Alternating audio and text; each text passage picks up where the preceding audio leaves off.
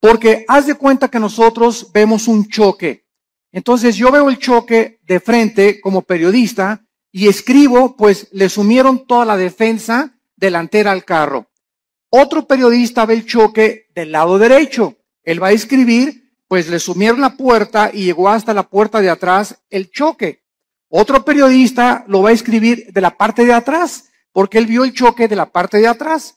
Entonces, cuando se juntan los tres reportajes ante un juez, ¿verdad? O ante un erudito en accidentes, se puede llevar a una conclusión de quién tuvo la culpa y cuáles fueron las causas de este accidente. Entonces, de esta manera, los cuatro evangelistas, que son Mateo, Marcos, Lucas y el apóstol Juan, tienen los relatos de la Biblia de diferentes formas.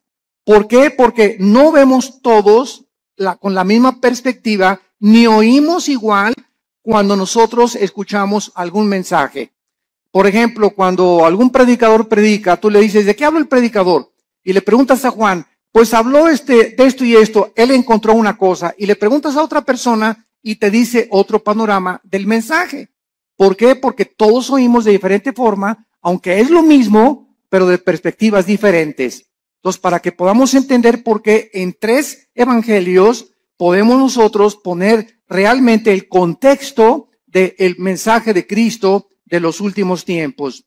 Vamos a ver ahorita, vamos a leer dos pasajes, Mateo 24, del 1 al 3, y Lucas 21, del 5 al 7, para comenzar y tener el inicio de esta serie de conferencias que se los garantizo va a estar preciosa. He tratado de, así con lupa, con microscopio, examinar los versículos, profundizar lo más que pueda. Hemos dado muchos mensajes del Apocalipsis, de los últimos tiempos, de Daniel. Tenemos la serie de Daniel ahorita en la segunda conferencia, creo que es la 15ª conferencia de todo el libro de Daniel, versículo por versículo. Pero nunca había yo compartido, en mis 37 años que tengo de compartir la palabra de Dios, nunca había compartido con tantos detalles lo que en esta serie va a estar involucrado. Así que está garantizado, ¿verdad?, que va a ser un estudio hermoso, que nos va a dar muchísima luz y nos va a orientar claramente acerca de los últimos tiempos y las señales que debemos ya estar esperando para no confundirnos con tantos falsos profetas, tantos falsos apóstoles, tantos falsos milagros, y la cristiandad está, ¿verdad?, perdida por todos lados. Me acaban de informar que en Europa acaba de haber un congreso donde un personaje del Vaticano fue el orador, un congreso cristiano. Eso se llama el ecumenismo, o sea, la mezcla entre las otras religiones y el cristianismo y las filosofías orientales. La ensalada del chef. Entonces, esto es a donde se dirige la iglesia, es la apostasía y la ramera de Apocalipsis 17. Se diluye completamente la verdad cuando se mezcla con la mentira. Entonces, la verdad de Dios, ¿verdad?, es inalineable. La verdad de Dios tiene una consistencia que no se puede mezclar con nadie, por eso la Biblia es la verdad. Y solamente en la Biblia podemos encontrar nosotros las respuestas verdaderas a lo que nosotros estamos buscando en la vida. En Mateo 24, versículos del 1 al 3, dice así: cuando Jesús salió del templo y se iba, se acercaron sus discípulos para mostrarle los edificios del templo. Respondiendo él, les dijo: ¿veis todo esto? De cierto les digo que no quedará aquí piedra sobre piedra que no sea derribada. Y estando él sentado en el monte de los olivos, los discípulos se le acercaron aparte diciendo: dinos, ¿cuándo serán estas cosas? ¿Qué señal habrá de tu venida y del fin del mundo? Respondiendo él les dijo: mirad que nadie los engañe. Veamos ahora en Lucas, capítulo 21, versículos del 5 al 7, la otra perspectiva de Lucas, de cómo oyó lo que Jesús dijo. Lucas 21, del 5 al 7. Y a unos que hablaban de que el templo estaba adornado de hermosas piedras y ofrendas votivas, dijo: en cuanto a estas cosas que veis, días vendrán en que no quedará piedra sobre piedra, que no sea destruida. Y le preguntaron diciendo, Maestro, ¿cuándo será esto? ¿Y qué señal habrá cuando estas cosas estén para suceder? Lo primero que ahorita cualquier estudiante de la Biblia acaba de captar es que son preguntas diferentes. Y vamos a ver que hay 4 preguntas, hay otras en Marcos, pero unas están relacionadas con la destrucción del templo. Esto es muy importante. Vamos a comenzar ya a explicar esto. 2 preguntas están relacionadas con la destrucción del templo y 2 preguntas están relacionadas con las señales antes de que Cristo regrese. Entonces, el Señor Jesucristo estaba en el templo el día antes de su muerte, todo el día, y antes de su arresto.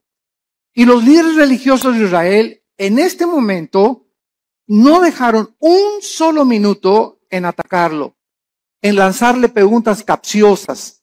Y aquí ya estaba completamente determinado que los líderes de Israel rechazaron completamente al Mesías.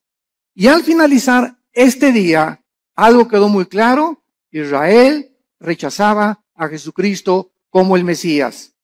Y después de abandonar el templo, entonces él anuncia lo que acabamos de leer. Ven este templo tan hermoso que adoran todos y estos edificios tan hermosos, yo les digo que van a desaparecer y van a ser destruidos.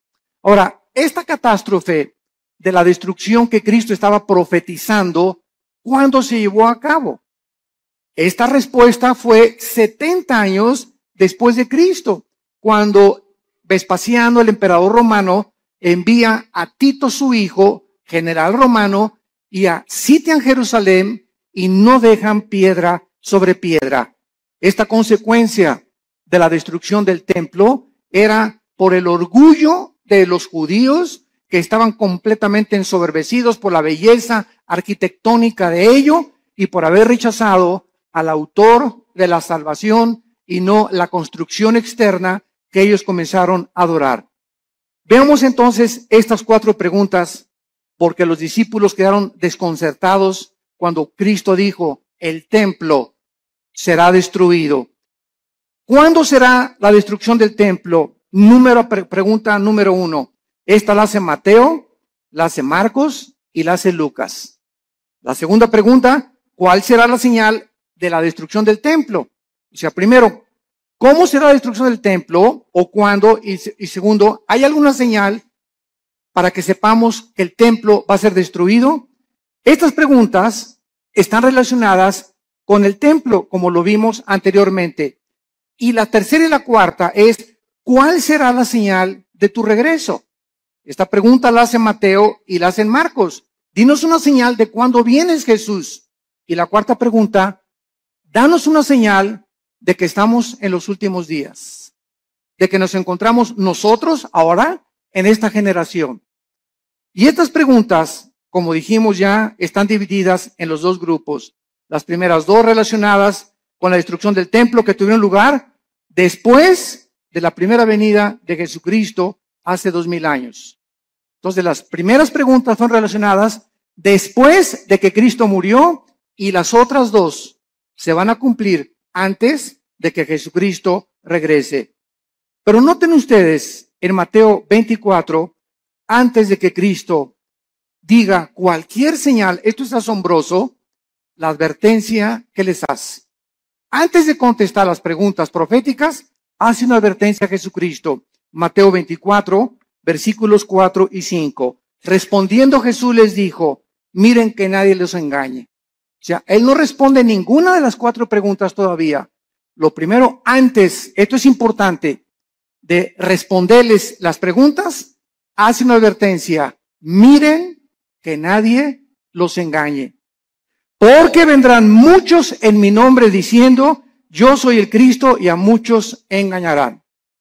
Damas y caballeros, santos de Dios, muchos hemos relacionado esta respuesta de Cristo, pues con los falsos profetas que han surgido, ¿verdad? Como Jim Jones y David Koresh, y el Dalai Lama y el Maharashi, que fueron falsos profetas. Sin embargo, nos hemos equivocado en ubicar solamente a los falsos mesías y a los falsos cristos dentro del ámbito religioso.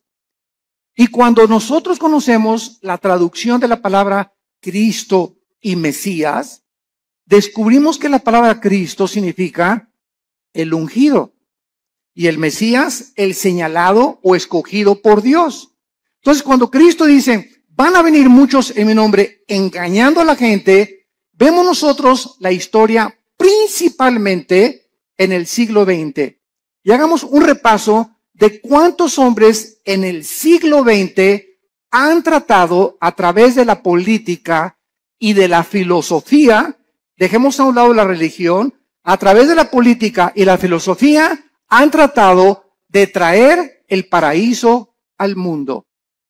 Han tratado de volver a restablecer un sistema de gobierno o una ideología en la que esa es realmente la solución para los problemas del mundo. Tenemos a Carlos Marx, que quiso traer el paraíso o el éxito a través de la lucha de clases, de que si la proletariado vencía a la burguesía, entonces la sociedad iba a vivir igualitariamente, equitativamente, y se iba a acabar la pobreza, y se iban a solucionar los problemas, porque el problema desde la perspectiva de él era traer el paraíso, traer una nación o un sistema o una ideología, que es la ideología marxista-leninista, para solucionar los problemas del mundo.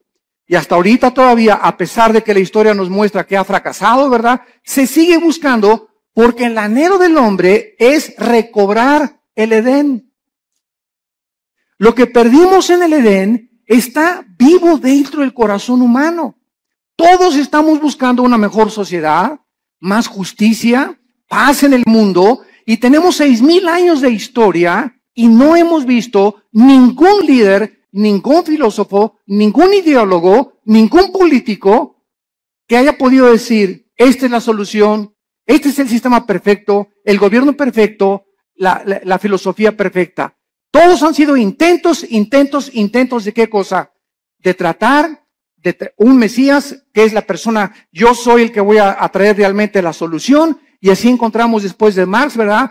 Estamos Marx a Lenin, tenemos a Hitler, lo mismo, ¿verdad? No, vamos a crear una superraza aria y vamos nosotros a conquistar Europa, y todos tienen esta idea de abarcar territorio, conquistar los conquistadores, Alejandro el Magno, Aníbal, Carlomagno, Napoleón Bonaparte. Es la historia de hombres que han tratado de abarcar territorio y llegar a un punto donde gobiernan al mundo, o que ninguno lo ha podido lograr, para que de esta manera, ellos equivocadamente piensan que nos dan a la humanidad el paraíso que estamos buscando. Y así tenemos, ¿verdad? A Hitler, a Adolfo Hitler, a Nietzsche, el filósofo del ateísmo que le dijo, cuyas ideas influyeron en el nazismo, en el fascismo y en el comunismo. ¿Quién era Friedrich Nietzsche? Un alemán que murió en el siglo XIX, siglo XX, y él dijo que había un superhombre que se podía crear, y que él estaba influenciado por ciertas filosofías del Medio Oriente para crear a una super raza, donde este superhombre no podía ser humilde, no podía ser manso, no podía ser misericordioso, porque estos eran debilidades, así dijo Nietzsche, del carácter humano. El nuevo hombre tenía que ser fuerte, no debería de llorar, debería ser macho camacho. Y estas ideas son las que Hitler adoptó. Y cuando Hitler leyó a Nietzsche, él quiso crear una super raza. Y dijo, nos impiden los judíos, los homosexuales y los negros. Y comenzó Hitler a matar a los homosexuales, a los negros y a los judíos. Solamente fueron más de 6 millones de judíos muertos en los hornos de Auschwitz y de toda Alemania. ¿Por qué? Porque quería Hitler traer, ¿qué cosa? El paraíso. Quería traer el Partido Nacional Socialista o el nazismo como respuesta a poder el mundo ser mejor. Y así tenemos también a Muammar Gaddafi, el ex líder y dictador de Libia, que derribó un avión con 250 pasajeros saliendo de Inglaterra, y que tenía un ejército de 20 o 25 guardaespaldas mujeres. Y cuando estaba solo con ellas, las golpeaba, las violaba, las drogaba a todas. Gaddafi se cambiaba 3 veces de ropa al día. En la mañana se vestía de capitán de barco, al mediodía se vestía de árabe y en la noche se vestía de africano. Era un hombre con múltiples personalidades. Era un hombre, ¿verdad?, cruel, sanguinario. Mató a su pueblo, persiguió a su pueblo y murió igual que Hussein, ¿verdad? Como un animal metido en un tubo, lo sacaron y lo violaron. Cuando lo sacaron del tubo y en la ambulancia le dieron un balazo en la cabeza. ¿Qué quería Gaddafi? Convertir a Libia. Ya no sabía él si era árabe o era africano. Y cuando los árabes lo dejaron por lo loco que estaba, dijo que me voy a hacer africano. Y después quería ser occidental. Y así vemos todos estos dictadores. José Stalin, el dictador de Rusia durante la Segunda Guerra Mundial. Después de la Segunda Guerra Mundial manda a matar a más de 15 millones de personas, incluyendo a su familia, a sus hermanas, a sus papás, a sus primos, porque tenía tal paranoia José Stalin que no podía confiar ni de su mamá. Entonces vemos todos estos hombres en su perfil psicológico trayendo el paraíso al mundo, colocándose como Mesías y síganme a mí y yo soy el papucho de los papuchos. Y así tenemos, ¿verdad?, al Maharishi, también los filósofos orientales, el Maharishi que cuando los Beatles, el famoso grupo inglés, en los 60s, a principios de los 70s, viajaron a la India. John Lennon viajó a la India y allá conocieron al Maharishi, las filosofías orientales. Y cuando John Lennon regresó de la India, trajo la marihuana a Inglaterra. Y entonces comenzó a publicar así como si fuera un chiste. Fumamos marihuana. Y en la época de los 60s y los 70s, el 80% se calcula de los jóvenes en el mundo, en Europa y en América, le entraron a la Verde y a la Golden de Acapulco.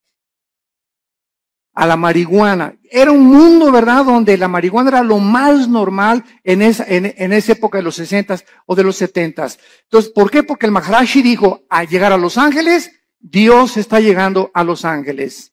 Y él fue el que le dijo a John Lennon, porque John Lennon, una semana antes de que lo asesinaran en su edificio en Nueva York, John Lennon dijo a los periodistas, una semana antes, yo soy más famoso y más grande Mesías que Jesucristo. Y a la semana lo asesina un loco, ¿verdad?, que venía de Hawái, que dijo que oyó unas voces que no entendía por qué, él nunca había matado a nadie, que le decían las voces, mata a John Lennon. Y fue y lo mató. Vemos nosotros la obra de Satanás, ¿verdad? Y cómo Dios se hizo un lado ante un hombre que lo estaba retando y estaba diciendo que era mayor que su hijo Jesucristo. Y así tenemos a Jim Jones, que se llevó a 900 personas a la Guyana, 1978, junto a Venezuela en la Guyana.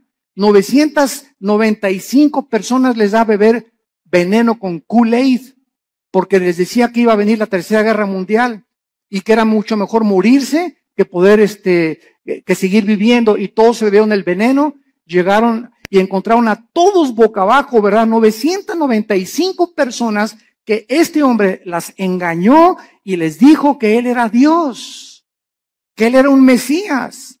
Cuando llegaron a la Guyana les dijo a los esposos, sus esposas son mías.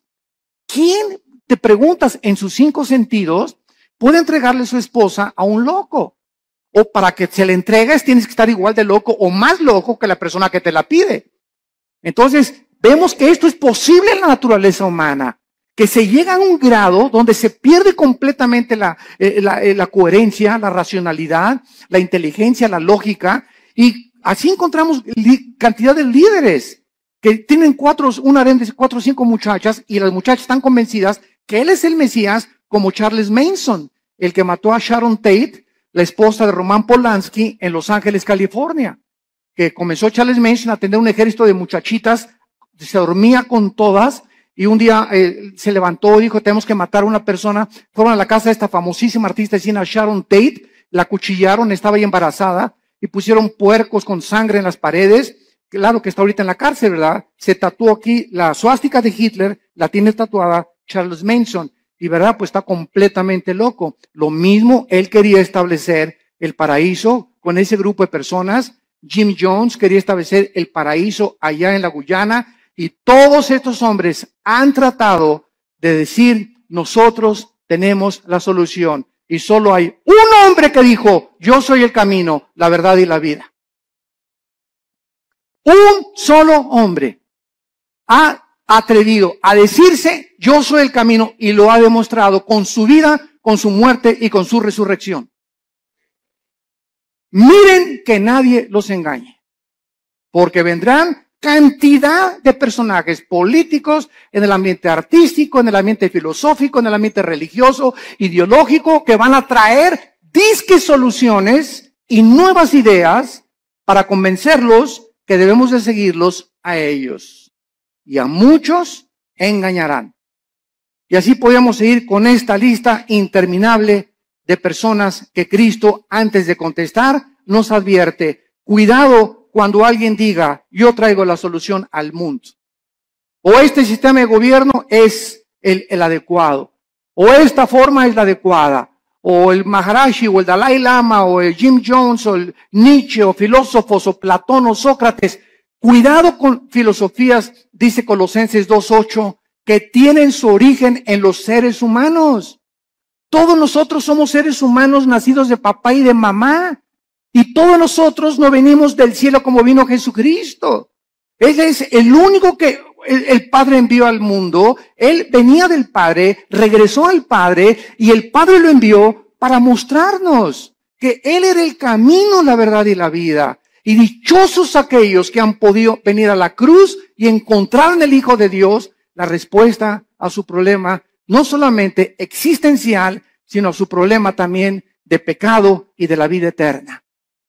Yo recuerdo que todos estos personajes que les acabo de mencionar, los estudié antes de ser cristiano. Yo era un apasionado de la lectura. Me acuerdo de los 10, 11 años de edad. Dios lo pone en uno, ¿verdad? No me jacto de esto, pero siempre me gustó muchísimo leer desde la primaria. Y me encontraba, la directora me hablaba, ¿qué estás leyendo? Le decía, estoy leyendo las obras de Shakespeare, estoy leyendo Hamlet, estoy leyendo esto, Los tesoros de la juventud. Siempre me gustó mucho leer y a los 12 o 13 años me apasionó todo lo que era la ideología y el marxismo y el leninismo y todas las filosofías orientales y los líderes religiosos y Mahoma y Buda, etcétera, etcétera. Y después de leer todo eso que leí, ¿verdad? Me encontraba a los 24, 25 años de edad completamente confundido, en un problema existencial tremendo. Me traté de quitar la vida más de 2 veces, ya no quería seguir viviendo, no encontraba la respuesta. Me di cuenta que este sistema era una hipocresía, que esta era una hipocresía, que las religiones eran una hipocresía, hasta que encontré a mi hermano Alejandro, que me dijo, Armando, quiero presentarte a un hombre. Le dije, ¿quién? Los he estudiado a todos. Y mi hijo se llama Jesús de Nazaret. Le dije, mira, de religión, inmediatamente lo ligué con la religión. No me hables de religión, le dije a mi hermano. Y mi hermano me contestó, Alejandro, que es pastor también, me dijo, no te vengo a presentar ninguna religión. Te vengo a presentar un hombre, el único en la historia que ha dicho que es la resurrección de la vida y el único que puede entrar a tu vida porque está resucitado y su tumba está vacía y puede cambiar tu manera de vivir y darte una nueva orientación, un nuevo enfoque, una nueva perspectiva, verdaderamente para que descubras el propósito y la razón de tu vida. Y pues comencé a estudiar la Biblia. Y me acuerdo un día, ¿verdad? En 1974, caí de rodillas a las 5:30 de la mañana. Y le hablé a mi hermano Alejandro, y ven por mí. Llévame con ese misionero que te habló de Cristo. Ya no puedo. Y me acuerdo que en 1974, a las 5:30 de la mañana, estaba en la oficina de este misionero bautista, norteamericano. Caí de rodillas, él mostraba la Biblia, la paga del pecado y la muerte, la vida eterna es de Jesucristo. Y cuando me comenzó a enseñar así la Biblia, sentí, ¿verdad? Como que saltaban las páginas. Y al ver así la Biblia, como que las letras se salían. Y sentí algo que nunca había sentido. Y sentí una convicción de pecado, de lo sucio que estaba y de lo endemoniado que al haber sido Pinocho junto con los que yo traía. Que caí de rodillas llorando y le dije, Señor, perdóname. Tú eres el Cristo y eres la razón por la cual yo nací y realmente tú tienes la respuesta a mi problema existencial. Te prometo que te sigo con todo mi corazón. Y en ese momento yo había llegado al final de mi búsqueda. Ya no tenía a nadie a quien buscar.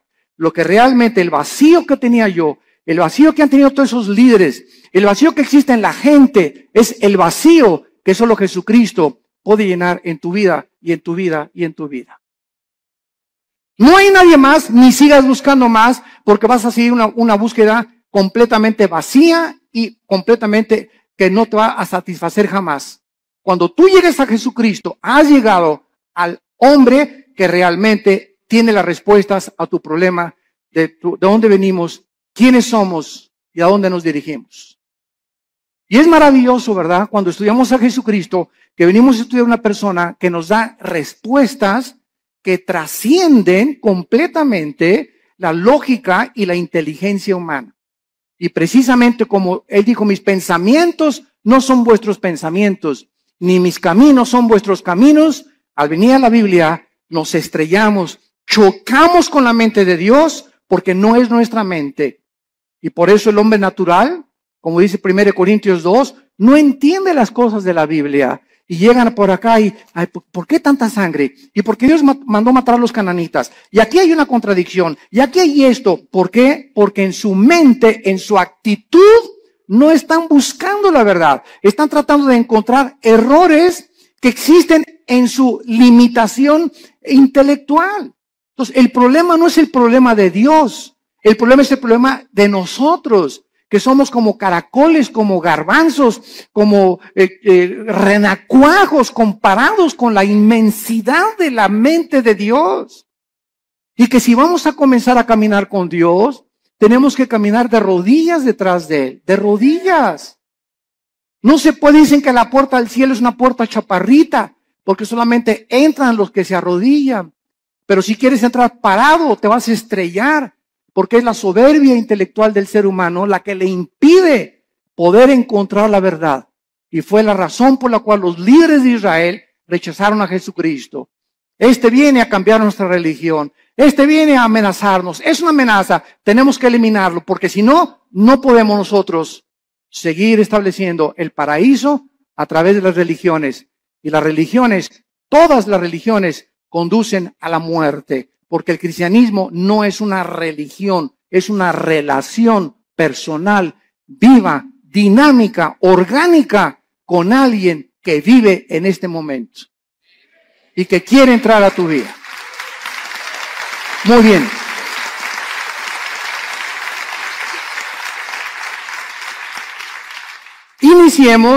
Iniciemos ahora las respuestas a las preguntas 1 y 2. Que recordamos están relacionadas con la destrucción del templo. El Señor Jesús no contestó estas primeras dos preguntas en Mateo 24, pero lo hizo claramente en Lucas 21 y en Marcos 13, en cuanto a cuándo sería la destrucción del templo. Y estos pasajes que vamos a leer ahorita son claramente distinguidos de los últimos días, o sea, en respuesta a cuándo se iba a destruir el templo, vuelvo a repetir, sucedió antes de que Él regresara y después de su muerte.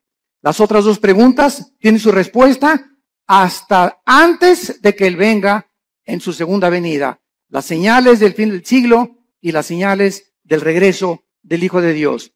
Vamos a Lucas 21 y veamos otra vez la pregunta de los discípulos. Versículo del 12 al 19. Y vean ustedes la respuesta que da Jesús en Lucas. No la dio en Mateo, la dio en Lucas esta pregunta. Esta respuesta a esta pregunta. Lucas 21 del 12 al 19.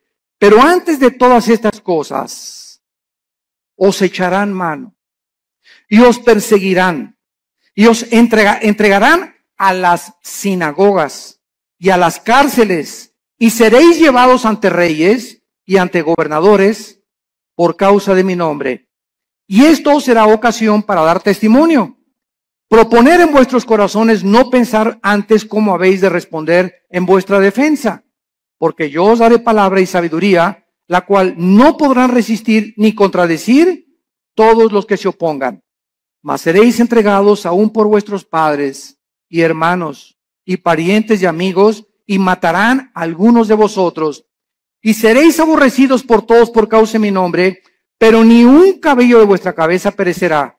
Con vuestra paciencia ganaréis vuestras almas. Muy bien. Vemos nosotros que cuando no entendemos qué respuesta está dando Jesucristo, creemos que esto se aplica para nuestra época. Y esta respuesta de Cristo, ¿verdad? Estos versículos describen lo que sucedería antes de la destrucción del templo. O sea, entre la muerte de Cristo y la destrucción del templo pasaron 70 años, porque fue en el año 70 después de Cristo cuando el general Tito, los romanos, arrasaron Jerusalén. Entonces Cristo está describiendo ahorita lo que iba a suceder inmediatamente después de su muerte y antes de la destrucción del templo. Y les advierte claramente, escuchen esto, abran los oídos, esto es a los judíos, porque fue en Jerusalén y en Samaria donde el evangelio comenzó a propagarse, les advierte de la gran persecución que vendría contra ellos. Nota en el versículo 12 de Lucas 21 la palabra sinagogas. Aquí por esta razón, esta palabra es una clave para descubrir que está hablándoles a los judíos, porque está diciéndoles, los entregarán sus propios hermanos. Los mismos judíos, vamos a verlo más tarde, en el libro de los Hechos, fueron los judíos los que comenzaron a perseguir a los seguidores de Jesucristo. Y veamos nosotros en Marcos 13, versículo 9, Marcos 13, 9. Pero mirad por vosotros mismos, porque os entregarán a los concilios y en las sinagogas os azotarán. Marcos también responde y les dice a los judíos, usando la palabra concilios, que era un concilio, las cortes de los judíos. Los lugares donde los judíos juzgaban a los judíos. Entonces, tanto Marcos como Lucas está diciéndonos, ¿verdad?, que antes de la destrucción del templo, ellos iban a ser perseguidos. Veamos rápidamente esto en el libro de los Hechos. El apóstol Pablo fue llevado ante Félix, el gobernador romano, para ser interrogado. Hechos 23 y Hechos 24. Y después Pablo apeló para ir al César. Hechos 25.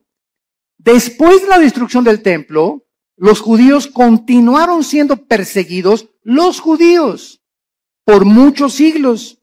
Pero miles de judíos se convirtieron a Cristo durante los primeros siglos. Veamos rápidamente algunos ejemplos. Hechos 2:41.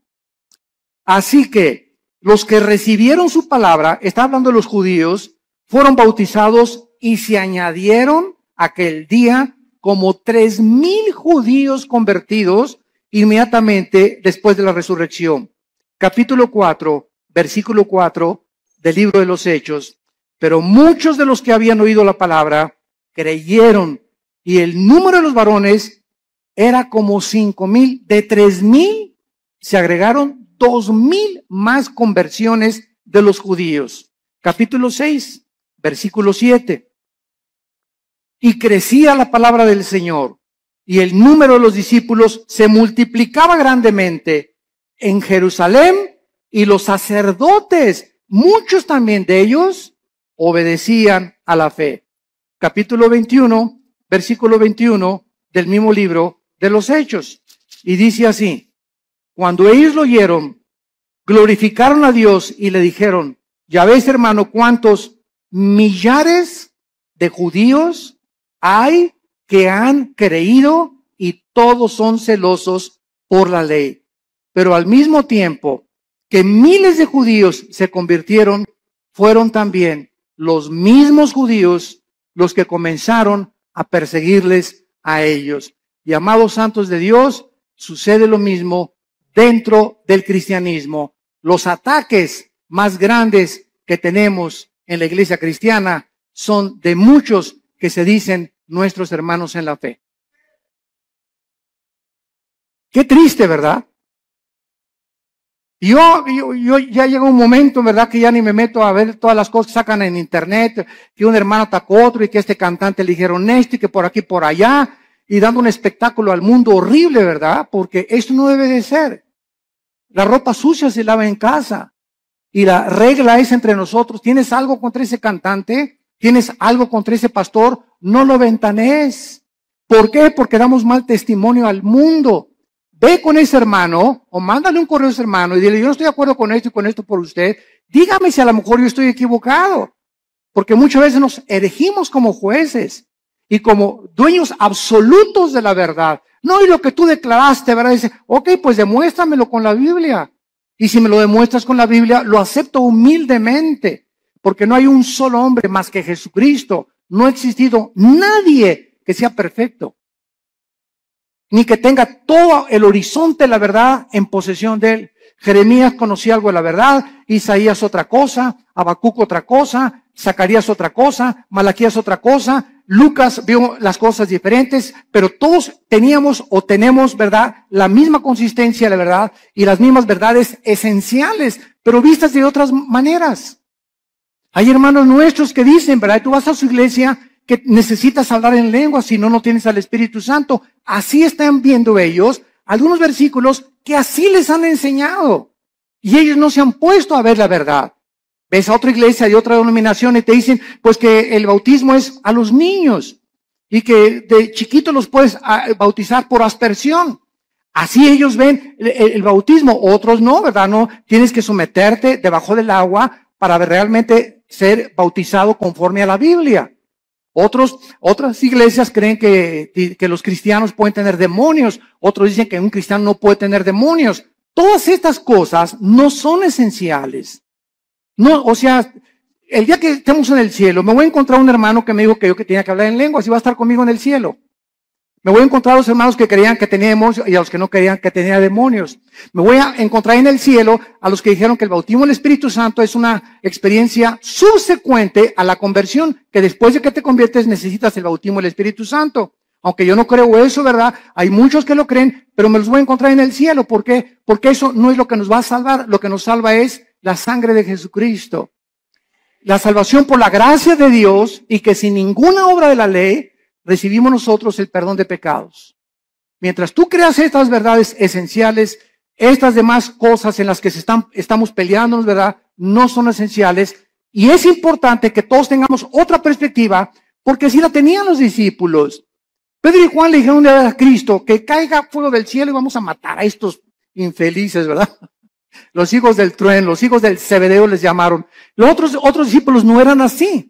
Pedro era arrebatado y Pedro era esto. Juan era todo lo contrario, todo calmado, todo tranquilo, retratado siempre en el pecho de Jesucristo, etcétera, etcétera. Tomás el Dídimo era agnóstico, ¿verdad? Y todo lo dudaba, pero ninguna de estas cosas les impidió que pudieran concentrarse, puestos los ojos en lo que es más importante, en Jesús, el autor y el consumador de nuestra fe. Muy bien. Y vemos ahora la otra pregunta en esta misma cuestionamiento que le hacen a Cristo. Ahora, ¿cuál será la señal de la destrucción del templo? Ya contestamos, ¿cuándo será? Cristo está diciendo, antes de que el templo se destruya, pasará esto y esto y esto y esto. Los van a perseguir, los van a echar de las sinagogas, los van a juzgar sus propios hermanos. Y ahora les voy a decir, ¿cuándo será esta señal? La historia nos confirma, esto es asombroso. La historia nos confirma que la Biblia es la palabra inspirada por Dios. Las profecías lo confirman, la genética lo confirma, la geografía lo confirma, la arqueología lo confirma, la antropología, la física, la química, la literatura y cualquier rama o cualquier disciplina que tú puedas estudiar confirma la veracidad y autenticidad de la inspiración del libro que tenemos estudiando en esta mañana. El levantamiento de los judíos contra los romanos ocurrió en el año 66 después de Cristo. Apúntalo. Ahí comenzó cuando los judíos comenzaron a tratar otra vez de liberarse del yugo de Roma. Con la dramática derrota final en la famosa montaña del Masada. No sé cuántos de ustedes han ido a Jerusalén. Los que nos han acompañado en los viajes a Jerusalén, nunca dejamos a un lado Masada. Masada es una como montaña inmensa y nos suben por funicular. Nos suben por funicular y hasta allá arriba de Masada están los baños donde se bañaba Herodes, que tenía vapores y todo. Es como un cráter hasta arriba de la montaña.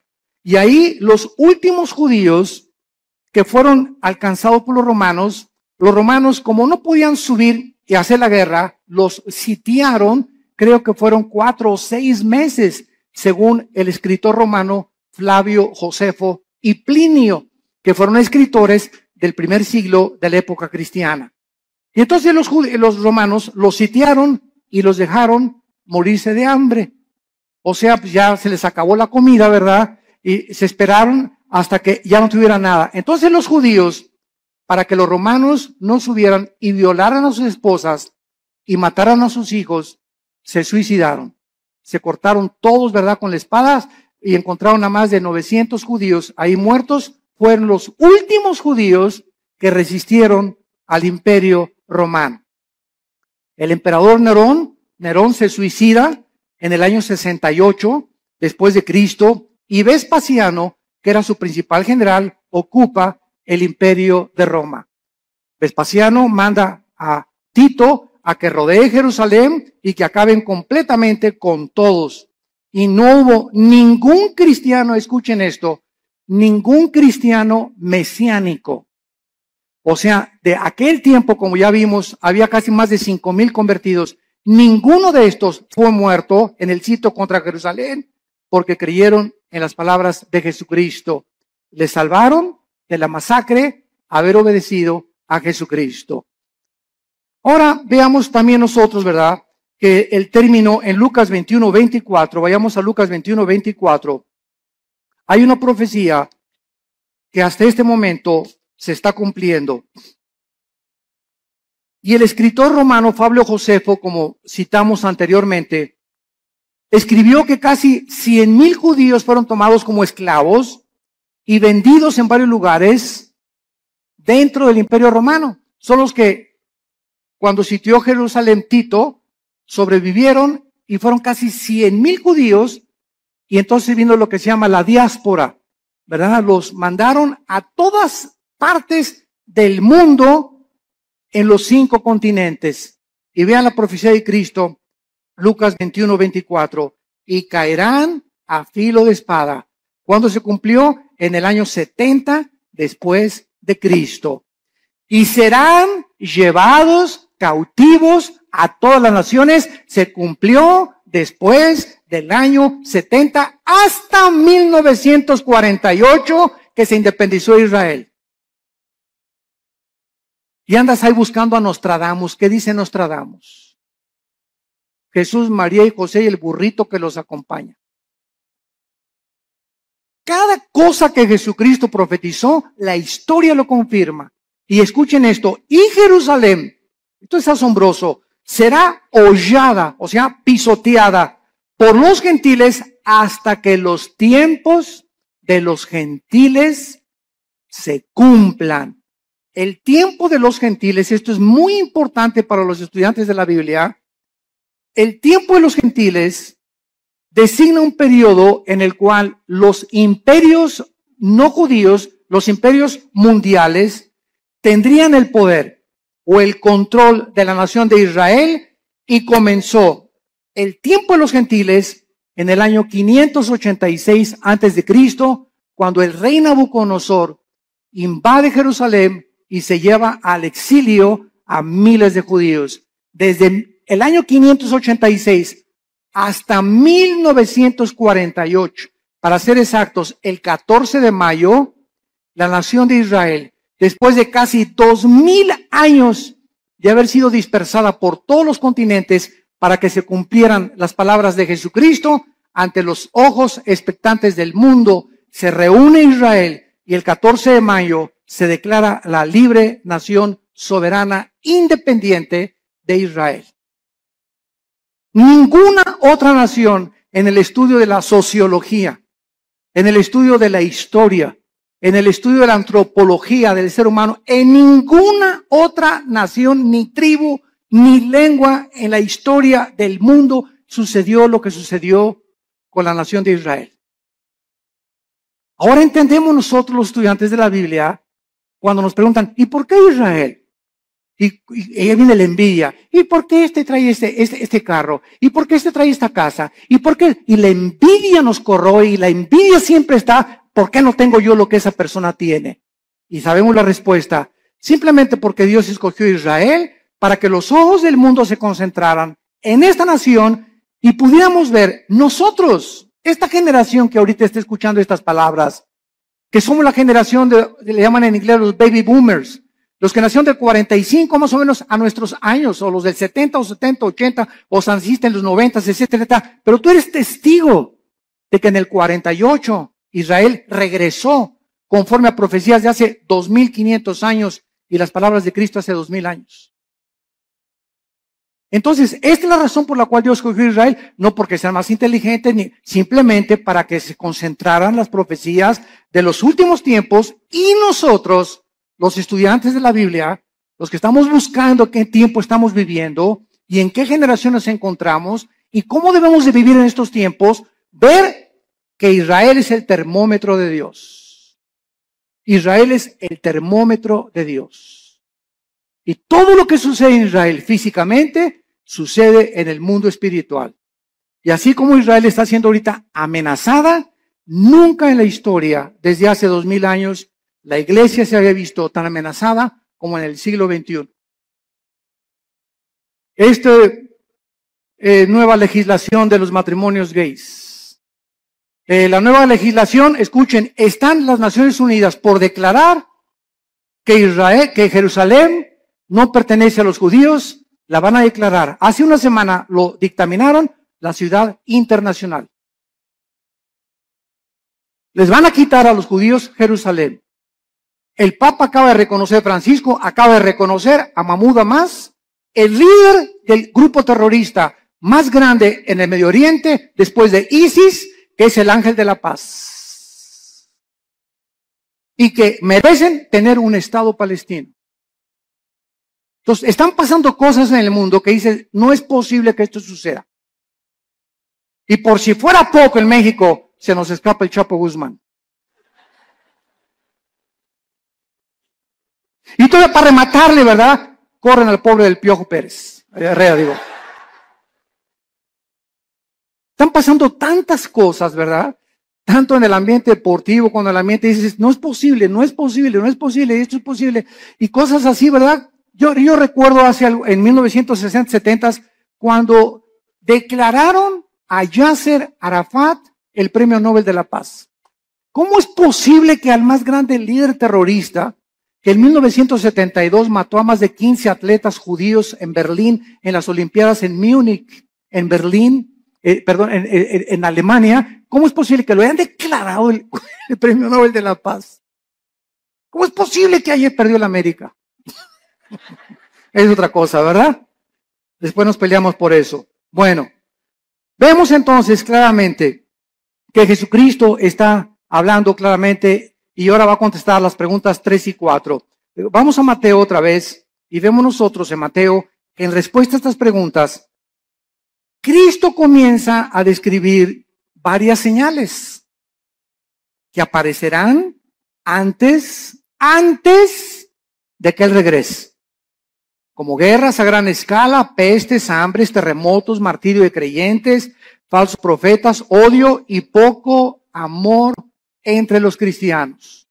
Mateo 24, versículos del 4 en adelante. Respondió Cristo, mirad que nadie los engañe. Ya vimos esta advertencia detenidamente, porque vendrán muchos en mi nombre diciendo yo soy el Cristo, oirán de guerras y rumores de guerras. Aquí nos detenemos rápido. Todo esto lo vamos a examinar con muchísimo detalle. Y vamos a ver cuántas guerras ha habido. Porque guerras siempre ha habido. Muy bien, estoy de acuerdo contigo. Pero nunca hasta el siglo XX se formó la Primera Guerra Mundial. 1914-1917. No fue hasta el siglo XX. Y años después, en 1939 al 45, la Segunda Guerra involucra a las naciones del mundo. Y de la Segunda Guerra Mundial a nuestros días, que se formó la famosa Naciones Unidas para tratar de impedir bombas atómicas, como las que soltaron en Hiroshima y en Nagasaki en 1945, ha habido más de 350 revoluciones y golpes de Estado. Y ahorita el mundo se encuentra al borde de una guerra nuclear. Con nuestra tecnología y nuestros estudios científicos y el ateísmo y toda la soberbia del hombre, nos encontramos al borde de nuestra propia autodestrucción. Y si no lee el periódico de ahorita, el Reforma, el de mañana, que ya comenzó la Guerra Fría. Rusia está mandando aviones bombarderos rodear Canadá y Estados Unidos. Estados Unidos mandó hace 2 semanas 235 tanques a Ucrania y a Crimea. Están mandando ahorita F-16 y F-22 también a Europa porque creen que realmente Putin va a tratar de apoderarse de Estonia, de Eslovenia, de Lituania, para poder conquistar todo el sur de Europa y comenzar a expandir su poderío. Y como Putin apoya a Irán, y detrás de ellos está la China, y son los 3 principales miembros del Consejo de Seguridad de las Naciones Unidas, el mundo se encuentra ahorita bajo estas 3 naciones. Estados Unidos es un 0 a la izquierda ya completamente. Europa no puede intervenir porque el gas de Rusia, que provee el 65% a Europa, dependen del gas, dependen del petróleo del Medio Oriente, y en el Medio Oriente, Irán, Rusia y China se encuentra ahorita la amenaza contra el mundo occidental, Europa y las Américas. Hay un vacío de liderazgo en el mundo. Una vez que Estados Unidos ha caído, ya no va a haber ninguna nación que defienda a otra, queda la OTAN, la Organización de Países del Atlántico del Norte, para defender a algunas naciones. Las que no están en la OTAN no tienen con qué defenderse, y está el mundo ahorita hirviendo ante la naturaleza humana, contestando la pregunta en Santiago 4, 1 y 2. ¿De dónde vienen las guerras?